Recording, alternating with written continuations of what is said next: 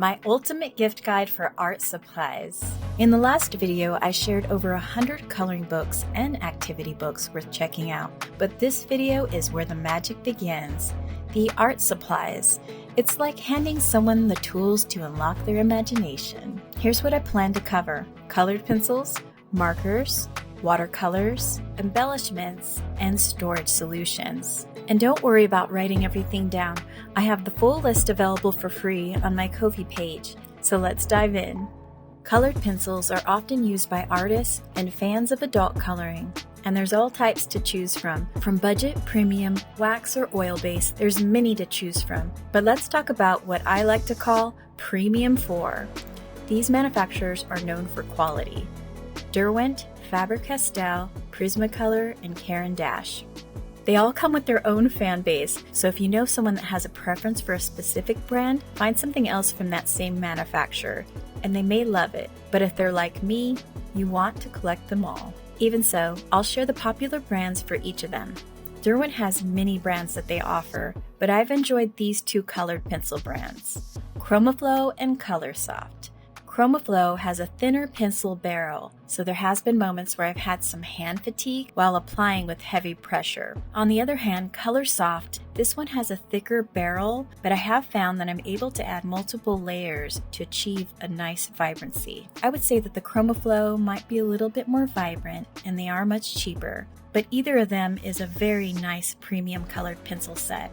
There are also many other brands to choose from Pro Color, Light Fast, and Drawing, and each of them have specific uses. Let's move on to the next one. Faber-Castell has multiple types of brands as well. The most popular is Polychromos. They are known for their oil-based cores. They provide a lot of vibrancy, especially when you start building up those layers and colors. They're also known for long-lasting pigments. Artists do love them for their durability and resistance to breaking. They do have another brand that a lot of colorists like to use that you can pick up at Michael's and I think Joann's. This is Faber-Castell Goldfaber, that are known to be a little bit softer in the color application, so that is another option. And then the next one is Prismacolor pencils. They are the wild child of the bunch, and they have a huge fan base, and for good reason. While their quality can sometimes be a bit hit or miss, their color application is incredible. I often say that they are like the teddy bear of colored pencils.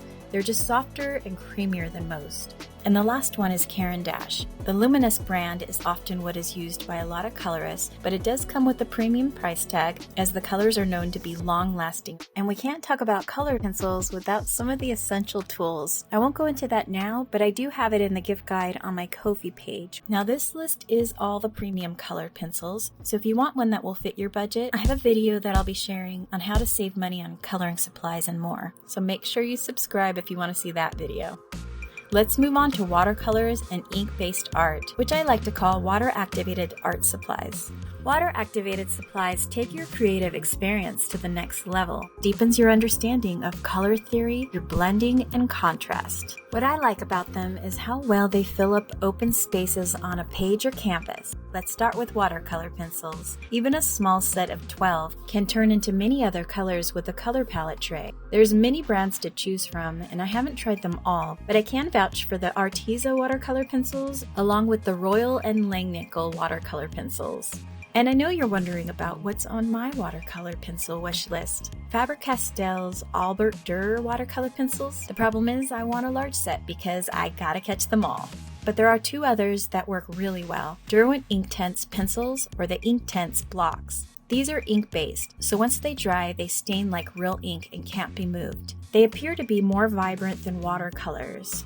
Caran d'Ache's Neocolor 2s, not to be confused with the regular Neocolors, is another incredible art supply that offers a high payout of color. And I find that since they are wrapped, I'm able to keep my hands a bit more clean. Bear in mind, these feel like fat crayons, so they're unlike anything I've shared so far. And I have two other suggestions: Soho's Metallic Watercolor Palette. There's also GenCraft. I think what I really like about these is they have these cute little block style watercolors. And of course, there's so many watercolor brands out there, even the ones that come in the tube, anything from Winsor & Newton and more. Now, we can't talk about watercolors without talking about the essential tools, but I left the entire list of suggestions that pair well with watercolors in my art supplies gift guide on Ko-fi.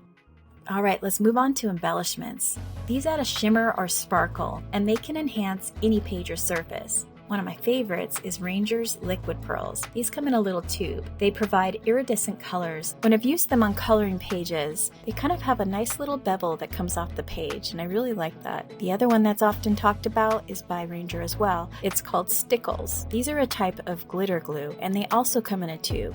Arteza Real Brush metallic markers are a joy to work with, and they offer quite the shimmer. Ohuhu has some glitter markers, and I do have a review that I'll link in the video description if you want to check those out. And they also have the metallic markers, but bear in mind they're not as vibrant as some of the metallic markers I've tried. Let's move on to some gel pen options. One of my favorites is the Altitude Metallic Gel Pens. What I like about these is they dry fast. I often don't get my hands too messy from them. They also have a really slick packaging, and I've only seen these at Target, so bear that in mind. Sakura Jelly Rolls. This is also an incredible gift. They've got some vibrant colors, and my favorite version of these is the Moonlight Neon set. And Papermate has a nice brand called Ink Joy Bright, and I was really impressed with the results. I did do a comparison against the Sakura Moonlight gel pens as well, which I'll be sharing on the channel soon. Alright, it's time to move on to markers. Whether they're alcohol-based, water-based, or acrylic-based, I'll explain the differences along the way. Alcohol-based markers are famous for their vibrancy and smooth blending abilities. However, they do bleed through thinner paper. Consider using thicker paper or placing a protective sheet beneath your page. Also select adult coloring books that are one-sided, regardless of the paper quality. There are all types of options available. The ones I have enjoyed are the Ohuhu markers. Some of the other brands that people rave about include Tombow ABT Pro markers, Copic markers, and Faber-Castell Pitt markers. Water-based markers have water-soluble ink. These markers aren't as smelly as some of the alcohol-based markers either, which makes them a great option for longer coloring sessions. But a lot of colorists like to use them in coloring books because many of the brands don't bleed through. The brand I've enjoyed lately is the Ohuhu water-based markers that have a brush tip on one side and a fine liner on the other. Other popular brand I've been experimenting with is Strattler's Pigment Art Brush Pens, and there's many others worth checking out. Acrylic-based markers offer bold and opaque coverage on dark or light surfaces. They're great for mixed media on almost any surface, from coloring books, canvas, fabrics, and even wood, but they do need special handling to prevent them from drying out. Arteza and Ohuhu have been my go-to for acrylic markers. In my recent haul, I did try the Sharpie acrylic creative markers, and I couldn't believe the results. There's also some pricey brands that I haven't tried yet, but a lot of people rave about Liquid-X and Molotow acrylic markers. And if you aren't quite sure what to get, they also have mixed media kits worth checking out. Some of the sets that come to mind is the Prismacolor Technique series kits, which have markers, pencils, and other items. There's also the Faber-Castell Creative Studio Mixed Media Kit, along with Royal and Langnickel Mixed Media Set. This has 104 pieces from watercolors, acrylic paints, pastels, pencils, and more.